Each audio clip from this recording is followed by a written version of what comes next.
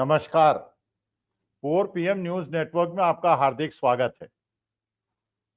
देखिए, ये जो चुनाव का 6वां और 7वां चरण होने वाला है, उसके पहले जो माननीय मोदी जी की बॉडी लैंग्वेज है और जिस प्रकार के शब्द वो कह रहे हैं, जिस प्रकार की अपनी भावना प्रकट कर रहे हैं और जो उनके चेहरे के भाव हैं, आइए उसका विश्लेषण करते हैं। देखिए, आपने जो लोग बुजुर्ग लोग हैं, जैसे मैं हूं, मैंने बहुत सारे चुनाव देखे हैं अपने जीवन में।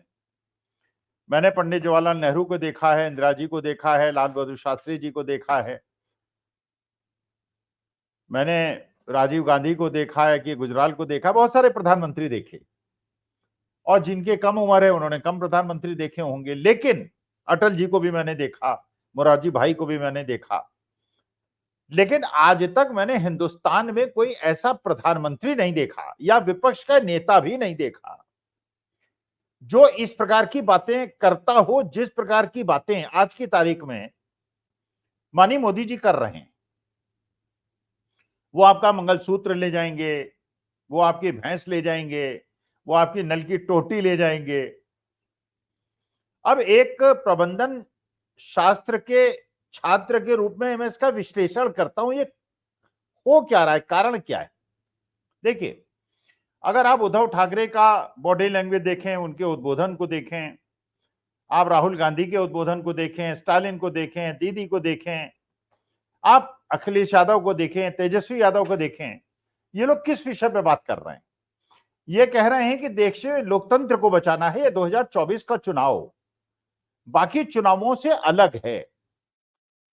अगर आप ऐसी सत्ता चाहते हैं जिसपे किसानों के साथ अत्याचार हो, उनकी बातें न सुनी जाएं, बिना सोचे समझे लोकसभा राज्यसभा में कानून पास कराए जाएं, फिर जो उससे पीड़ित हो उसको सताया जाए और उसके बाद वो कानून वापस ले लिए जाएं, जैसा मोटर व्हीकल्स एक्ट में हुआ, जैसा कि किसान कृषि कानून में हुआ,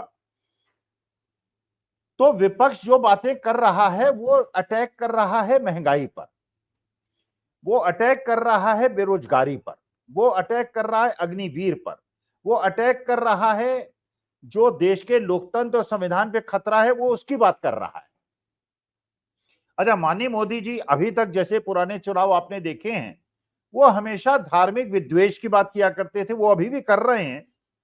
लेकिन पिछले 5-6 दिन से जिस प्रकार से उन्होंने पूरी अपनी धारा को बदल लिया है और इस प्रकार के आरोप लगा रहे हैं कांग्रेस पर कि वो भैंस ले जाएंगे, वो मंगलसूत्र ले जाएंगे, वो टोटी ले जाएंगे, मतलब इस प्रकार की भाषा आप लोगों ने खुद महसूस किया होगा।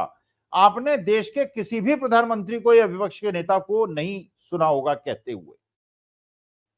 तो आखिर का कारण क्या है, ये बदहवासी क्यों है, ये बौखलाहट क्यों है।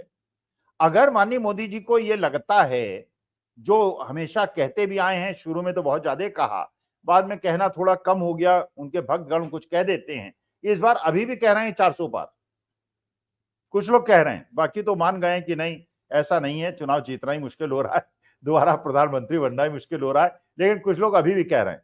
अगर इतना विश्वास है तो इस प्रकार के आरोप उस पार्टी पे लगाना जिस पार्टी ने देश के स्वतंत्रता संग्राम में अपने सबसे बड़े आका नेताओं को झोंक दिया था।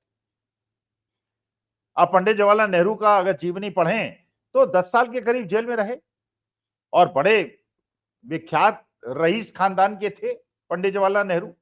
मोतीलाल नेहरू की वकालत बड़ी तेजी से चलती थी और वो अपने बेटे पे सबको निछावर करने के लिए तैयार थे और विदेश से पढ़ के नेहरू जी आए, लेकिन देश के स्वतंत्रता संग्राम में वो जुट गए। उनकी पत्नी भी जुड़ गई, उनकी बेटी भी जुड़ गई, उनके दामाद भी जुड़ गए, मतलब सब लोग जुड़ गए, पूरा परिवार जुट गया। इलाहाबाद के लोग जो हैं वो जानते हैं, स्वराज भवन, आनंद भवन, पता नहीं इलाहाबाद के अंदर कितनी करोड़ों अरबों रुपए की संपत्ति थी पंडित मोतीलाल नेहरू की और इंदिरा जी की, उन्होंने सब देश को दान दे दिया। उस परिवार के लिए कहना, उस परिवार के शासन के बारे में कहना, उस पार्टी के बारे में कहना जिसने स्वतंत्रता संग्राम में अपने सारे सुख सुविधाओं को छोड़कर देश के लिए संघर्ष किया था। अच्छा, कांग्रेस ही वो है जो पंडित जवाहरलाल नेहरू बने देश के प्रधानमंत्री, भाखड़ा नंगल डैम बनाया उन्होंने, इसरो बनाया, उन्होंने आईआईटीज बनाए, आईएम्स बनाए, एम्स बनाया, मतलब हिंदुस्तान के अंदर जो सेल बनाया, स्टील अथॉरिटी ऑफ इंडिया बनाया, मतलब देश की जो मूलभूत आवश्यकताएं थी उनको समझते हुए पंडित जवाहरलाल नेहरू ने ये सब कुछ बनाया। उन्होंने टोटी तो चोरी नहीं की, उन्होंने किसी की भैंस तो नहीं चुराई, उन्होंने किसी के मंगलसूत्र तो नहीं छीने। तो इतिहास बताता है कि कांग्रेस पार्टी ने ऐसा कभी कुछ नहीं किया, बल्कि जब इंदिरा जी देश की प्रधानमंत्री बनी तो उन्होंने प्रिवी पर्स को खत्म किया। प्रिवी पर्स का मतलब यह था कि उस समय जो राजा रजवाड़े थे, जो देश की आजादी के समय हिंदुस्तान के अंदर आ गए थे, उनको प्रिवी पर्स मिलता था सरकार की तरफ से, अच्छा मोटा खासा पैसा मिलता था। इंदिरा जी ने वो प्रिवी पर्स को बंद कर दिया। उस प्रिवी पर्स को बंद करने के खिलाफ एक स्वतंत्र पार्टी बनी और उस स्वतंत्र पार्टी ने पहले इलेक्शन में अच्छी खासी सीटें भी जीती। जितने राजा रजवाड़े थे वो स्वतंत्र पार्टी के अंदर थे। लेकिन इंदिरा जी समाजवाद में बिलीव करती थी। वो ये मानती थी कि अमीरों और गरीबों के बीच में वो व्यवधान वो होना चाहिए, गैप कम होना चाहिए। तो इसलिए उन्होंने ये प्रीव्यू पर्स को खत्म किया। उन्होंने बैंकों का राष्ट्रीयकरण भी किया।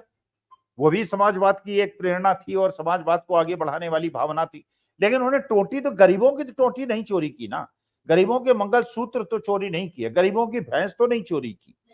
तो अगर माननीय मोदी जी ये कहते हैं कि इस प्रकार से देश के गरीब लोगों के भैंसों को चोरी किया जाएगा तो ये बौखलाहट दिखाई पड़ती है, क्योंकि कांग्रेस के इतिहास में ऐसी चीजें तो कभी दिखाई नहीं पड़ी। ये तो 60-65 साल कांग्रेस ने शासन किया ऐसा। हाँ, ये जरूर किया उन्होंने कि अमीरों के संपत्ति को कम करने का प्रयास किया और गरीबों की संपत्ति को बढ़ाने का प्रयास किया समाजवाद के माध्यम से। जैसा मैंने आपको बताया इंदिरा जी ने जो किया, राजीव गांधी ने नरेगा का प्रोजेक्ट चलवाया और उसके बाद उन्होंने जो फूड सिक्योरिटी बिल है वो अभी मनमोहन सिंह लेके आए, जिसकी वजह से आज देश की जनता को 5 किलो अनाज मिलता है। तो ये तो जरूर था कि कांग्रेस समाजवाद में बिलीव करती थी, वो पूंजीपतियों को लाभ कम करके गरीबों को उत्थान करने की बात करती थी, बिलो पॉवर्टी लाइन वालों को गरीबी रेखा से ऊपर ले जाने की बात करती थी। लेकिन भैंस चोरी करने की बातें, तो मुझे ऐसा लगता है कि कुछ आभास हो गया है माननीय मोदी जी को। अभी किस वजह से हुआ है, ये मतिभ्रम किस वजह से हुआ है, या तो उनको अभी तक के चुनाव के जितने भी फेजेस हुए हैं उसके कारण उनको ये फीडबैक मिल रहा है कि इस बार उनका सत्ता में लौटना बहुत मुश्किल है। और जैसे जैसे चुनाव आगे बढ़ रहा है, क्योंकि चुनाव आयोग के माध्यम से यह जरूर प्रयास किया गया था कि 7 फेजेज में चुनाव होगा, माननीय मोदी जी पूरे देश का भ्रमण करेंगे सरकारी खर्चों पर, और विपक्ष के बाद इतना पैसा भी नहीं होगा, इतना ज्यादा समन्वय नहीं होगा और वो कोप अप नहीं कर पाएंगे। और माननीय मोदी जी की देश के अंदर छवि जो आज से 3 महीने पहले थी, उसके आधार पर वो आसानी से चुनाव जीत जाएंगे। लेकिन जैसे जैसे चुनाव आगे बढ़ा और पहले ही चुनावों में यह पता चलने लगा कि देश जो है वो पूरी तरह से पोलराइज हो चुका है। देश की एक बहुत बड़ी 30-35% जनसंख्या है जो किसी भी हद में माननीय मोदी जी को जिताना चाहती है, और 60% जनसंख्या ऐसी है जो किसी भी हद में मोदी जी को हराना चाहती है। उसे बाकी किसी पॉलिटिकल पार्टी से मतलब नहीं, वो कांग्रेस है, सपा है, आरजेडी है, सीपीआई है, उसे मतलब यह है कि हम मोदी जी को नहीं देखना चाहते। वो किसान भी माननीय मोदी जी को नहीं देखना चाहते जो 13 महीने दिल्ली के चारों तरफ बैठे रहे, परेशान हुए। 700 किसानों ने अपनी शहादत दी।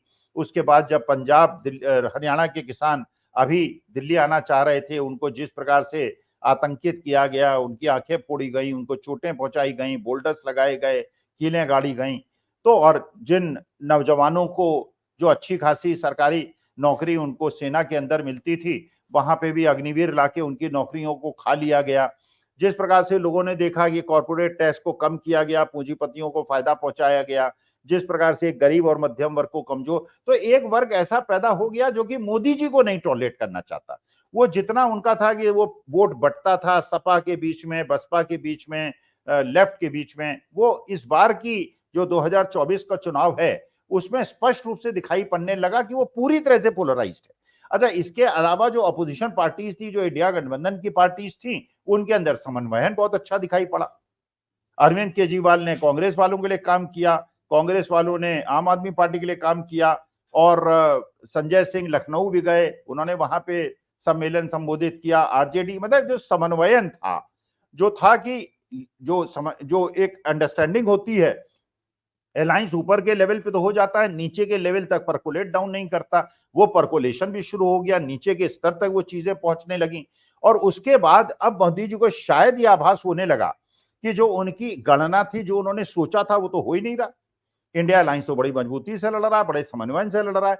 बल्कि सूचना तो ये तक मिल रही है कि महाराष्ट्र के अंदर स्थिति तो इतनी है कि एक तरफा है, वहां पे तो इंडिया अलायंस की ऐसी जीत हो रही है कि जो कि देख के लोगों को आश्चर्य होगा। उत्तर प्रदेश में लोग सोच रहे थे कि एक तरफ से बीजेपी को बहुत अच्छी सीटें मिलेंगी, लेकिन वहां भी जिस प्रकार का संघर्ष हो रहा है, जिस प्रकार से जनता जो है अखिलेश यादव और राहुल गांधी की मीटिंग में इकट्ठी हो रही है और बीजेपी की मीटिंग जो है बिल्कुल खाली जा रही है, उससे शायद मोदी जी को ये लग गया है कि इस बार संभावना। अच्छा, एक और देखिए स्थिति होती है, जो मानसिक स्थिति होती है, जब आप बहुत ज्यादा ऑटोक्रेटिक लीडर होते हैं, जब बहुत ज्यादा दबंग लीडर होते हैं, तो आपको शायद अब चेतन मन में ये डर लगने लगता है कि जब आप सत्ता से हटेंगे तो आपका क्या होगा।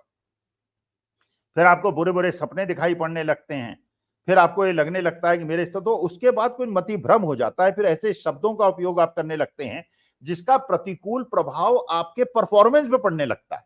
जो मुझे लग रहा है जिससे शायद माननीय मोदी जी को बचना चाहिए, स्वामी रामदेव को बुलवाना चाहिए प्रधानमंत्री निवास में, सुबह 5 बजे से 6 बजे तक उनके साथ योगासन करना चाहिए, प्राणायाम करना चाहिए, भस्त्रिका करनी चाहिए। कौन कौन से वो आसन होते हैं जो रामदेव बताते हैं, वो सब करना चाहिए, अपने मन को शांत करना चाहिए। देश की जनता को ये बताना चाहिए कि देश की जनता के सामने जो उन्होंने विकल्प रखा था 2013 में, उन्होंने कहा था कि बहुत हुई महंगाई की मार, इस बार बीजेपी मोदी सरकार, इस बार बहुत हुआ नारी पे अत्याचार, इस बार फिर उन्होंने कहा था कि वो 15 लाख सबको देंगे, ये उन्होंने कहा था कि किसानों की आमदनी को दुगना कर देंगे, और उन्होंने कहा था बुलेट ट्रेन बना देंगे, स्मार्ट सिटी बना देंगे, और गोद ले लिए थे कुछ गांव, वो सब हुआ था। तो उसके बारे में बताएं, जो आपने कहा था वो आपने किया कि नहीं किया, नहीं किया तो क्यों नहीं किया। अब आप 2047 की बात करते हैं, 2047 तक हम लोगों में से कितने लोग जिंदा रहेंगे। माननीय मोदी जी तो हो सकता है 120 साल तक जिंदा रहे, मेरे में तो उतनी सामर्थ्य नहीं है। लेकिन मुझे ऐसा लगता है कि माननीय मोदी जी को कुछ लगता है। अच्छा, एक और समस्या क्रिएट हो गई है। माननीय मोदी जी ने एक कानून बनाया था, एक नियम बनाया था, जो अमित शाह जी ने कहा था जब एल के अडवाणी साहब को रिप्लेस करने की बात थी, मुरली मनोहर जोशी को रिप्लेस करने की बात थी, तो उन्होंने कहा था कि 75 के बाद किसी भी भारतीय जनता पार्टी में नेता को न तो मंत्री पद मिलेगा, न कोई आधिकारिक पद मिलेगा। अब माननीय मोदी जी के साथ समस्या यह है कि सामने 74 साल के वो हो गए, 1 साल के बाद 75 साल के हो जाएंगे, और नियम उन पे भी लागू हो जाएगा। अच्छा, माननीय मोदी जी चाहते हैं कि अमित शाह को अगला प्रधानमंत्री बनाए। अच्छा, अमित शाह का विरोध बीजेपी के अंदर बहुत ज्यादा है। आरएसएस चाहती है कि नितिन गडकरी को प्रधानमंत्री बनाए।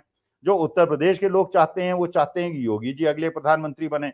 अच्छा, योगी जी के मठ के जो मुख्य महंत हैं, वो भी ये कह रहे हैं कि योगी आदित्यनाथ जी को बहुत ज्यादा परेशानी, उनको आभास हो रहा है कि उनको काटा जा रहा है, अमित शाह उनको निपटाने के चक्कर में है। और क्योंकि नितिन गडकरी को आरएसएस बनाना चाह रही है, इसलिए नड्डा साहब के मुंह से ये कहलवा दिया गया कि साहब वो आरएसएस की हमें आवश्यकता नहीं है और बिना आरएसएस के हम जीत जाएंगे। जबकि कोई भी बीजेपी का सपोर्टर इस चीज को नहीं मानेगा और वो कहेगा कि बिना आरएसएस के तो बीजेपी की जीतने का कोई प्रश्न ही नहीं उठता है। फिर वो संबित पात्रा साहब एक हैं जो मुख्य प्रवक्ता थे, आजकल वो ओएनजीसी के डायरेक्टर हैं। वैसे वो प्रैक्टिसिंग डॉक्टर हैं, लेकिन वो ओएनजीसी के डायरेक्टर हैं। उन्होंने कह दिया कि जगन्नाथ भगवान जो है वो माननीय मोदी जी के भक्त हैं। मतलब ये तो सनातनी भावना का बार बार ठेस पहुंचाना। एक तो विवाहित पत्नी को छोड़ना, पहला सनातन धर्म का अपमान। फिर भगवान श्री राम की प्राण प्रतिष्ठा में मंदिर अपूर्ण होने पर उसकी प्राण प्रतिष्ठा करा देना, और वहां पे सन्यासियों को न बुला के पूंजीपतियों को, नर्तकियों को बुलाना, वहां पे दूसरा सनातन धर्म का अपमान। अब ये कहना कि भगवान माननीय मोदी जी के भक्त हैं, ये सनातन धर्म का तीसरा अपमान। फिर माननीय मोदी जी ने एक और रहस्योद्घाटन कर दिया। उन्होंने कहा मैं पैदा नहीं हुआ, मैं तो अवतरित हुआ हूं। अरे भैया, अवतरित हुए, अभी तक तो अपनी माँ को दिखाते थे, वहां जाके फोटो खिंचाते थे, उनके चरणों में बैठते थे। अगर वो आपकी माँ नहीं है, फिर आप अवतरित हुए हैं तो वो माँ कैसे हुई। फिर ये तो गुजरात के हॉस्पिटल या उस दाई से पता चल सकता है, मोहल्ले पड़ोस वाले से, या माननीय मोदी जी के बड़े भाई बहनों से पता चल सकता है कि वो अवतरित हुए थे या पैदा हुए थे। चाचा चाची ताऊ ताई कोई तो घर में होगा जो बताएगा। अरे जब पैदा हुए थे तो छिपाने की क्या जरूरत है, पैदा तो सब होते हैं। अब आप कह रहे हैं अवतरित हुआ था, मैं कह दूं अवतरित हुआ, मेरा बड़े भाई भाई आके 2 थप्पड़ लगाएगा, कहेगा यार तुम मेरे सामने पैदा हुए, तुम कह रहे तुम अवतरित हुए थे। अच्छा, अवतरित हुए थे। अब वो कोई कह रहा है कि वो विष्णु जी के अवतार हैं, कोई कह रहा है भगवान के अवतार हैं। अब भैया, विष्णु जी के भगवान के अवतार हो तो देश की गरीबी को दूर कर दो। हंगर इंडेक्स में हमारी बुरी स्थिति क्यों होती जा रही है, हमारा रुपया कमजोर क्यों होता चला जा रहा है। अगर आप भगवान, तो आप तो भगवान विष्णु पे हमारा जो विश्वास है एज ए सनातनी, उसको खत्म करते चले जा रहे हो। तो देश की अगर इतनी प्रतिकूल परिस्थिति है कि देश के लोगों को जिंदा रहने के लिए 5 किलो अनाज शासन को देने की आवश्यकता है, जो उन्हीं के टैक्स से, जीएसटी के माध्यम से लिए गए हैं, पेट्रोल डीजल के माध्यम से दिए गए, तो जीएसटी उनसे क्यों बढ़ा बढ़ा के ले रहे हो भगवान विष्णु के अवतार। तो इस प्रकार से मुझे ऐसा लग रहा है कि माननीय मोदी जी को ये शायद आभास हो गया है कि ये चुनाव वो जीत नहीं रहे हैं, और जब हारेंगे तो उसके बाद जो उन्होंने परंपराएं कायम की हैं उसका बड़ा दुष्परिणाम उनको झेलना पड़ेगा। तो मेरे ख्याल से इसलिए शायद वो बहुत ज्यादा आशंकित हैं, बहुत ज्यादा परेशान हैं। मेरी संवेदनाएं उनके साथ हैं, और मैं भी ये भी चाहता हूं कि अभी भी थोड़ा मन को शांत करें, योगासन करें, और सारे जो योगा के बड़े वो भक्त हैं वो करना चाहते हैं, परमेश्वर की शरण में जाएं, थोड़े मन को शांत करें। लेकिन इस प्रकार के आरोप लगाना कि वो भैंस ले जाएंगे, वो मंगलसूत्र ले जाएंगे, वो टोटी ले जाएंगे, हमें कैसे ले जाएंगे, हमारे पास तो भैंस नहीं है। अच्छा, जिनके पास भैंस है उनके पास लाठी है, तो ऐसे कैसे। अच्छा, जब 60-65 साल कोई आपकी भैंस और मंगलसूत्र नहीं ले गया तो अब कैसे ले जाएंगे। तो मेरे ख्याल से कुछ बौखलाहट बहुत ज्यादा बढ़ गई है, इसको थोड़ा कम करना चाहिए, मन को शांत करना चाहिए, और ये सोचना चाहिए कि आपने जो 10 साल किया, जो किसानों के साथ किया, जो बच्चों के साथ किया, जो महिलाओं के साथ किया, ब्रजभूषण शरण सिंह के बेटे को टिकट दे दिया, टैनी महाराज को टिकट दे दिया, ये सब आपको करने से पहले सोचना चाहिए था कि देखिए ये तो समय तो परिवर्तनशील है, ये कभी अच्छा समय आता है, खराब आता है, अच्छे अच्छे लोग आए शासन में, विपक्ष में गए, खत्म हो गए। सबका समय आएगा, आपका भी आएगा, मेरा भी आएगा, जो भी पैदा हुआ है उसका आएगा। जब परमेश्वर खुद जन्म लेने के बाद मृत्यु लोक को प्राप्त हुए तो आप भी होंगे, मैं भी होऊंगा। नश्वर शरीर, और नश्वर शरीर को महादेव के सामने स्थापित कर देना, जगन्नाथपुरी आपको, आपके शिष्य हैं, आपके भक्त हैं, बातें कह देना, संबित पात्रा जी को 2 थप्पड़ लगाइए, उनको अपना बाहर कीजिए निकाल के। उन्होंने जो है सनातन धर्म का अपमान किया है। यही निवेदन मैं करना चाहता हूं। बहुत बहुत धन्यवाद, आभार और शुक्रिया।